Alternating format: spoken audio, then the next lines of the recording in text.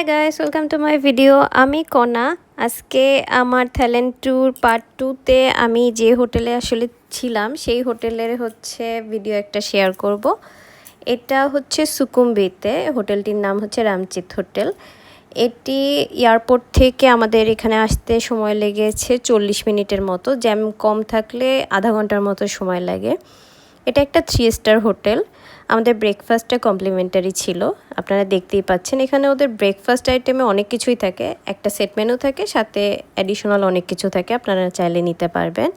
সব থেকে সুন্দর যে জিনিসটা হচ্ছে এই হোটেলে, সেটা হচ্ছে এখানকার সুইমিং পুল। এটা একেবারে টপ ফ্লোরে, লেভেল 8-এ, এবং দেখতেই পাচ্ছেন এর চারপাশের ভিউটা অনেক সুন্দর। ওদের সুইমিং পুলের সাথে ছোট্ট একটা গার্ডেনও আছে।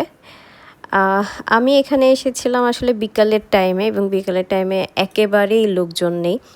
সো আমার কাছে মনে হয়েছে বিকাল থেকে সন্ধ্যার টাইমটাই হচ্ছে বেস্ট এখানে আসলে সাঁতার কাটা বা টাইম স্পেন্ড করার জন্য। এখান থেকে ভিউটা আসলে সত্যি অনেক সুন্দর। আর এই হোটেলে আমরা ছিলাম 3 দিন, এবং আমি আগের ভিডিওতে শেয়ার করেছি আমাদের ডিসকাউন্টে পার ডে পড়েছে 5,300 টাকা করে। দেখতেই পাচ্ছেন এখানে চারদিকের ভিউ অনেক সুন্দর। এখান থেকে মেট্রো রেলটাও কিন্তু দেখা যায়। আমাদের এই হোটেল থেকে কিন্তু মেট্রো স্টেশন একেবারেই কাছে। এখান থেকে হাঁটা পথে মাত্র 10 মিনিট লাগে নানা স্টেশন, আর 5 মিনিটের মতো লাগে যদি আপনারা অশোক স্টেশনে যান।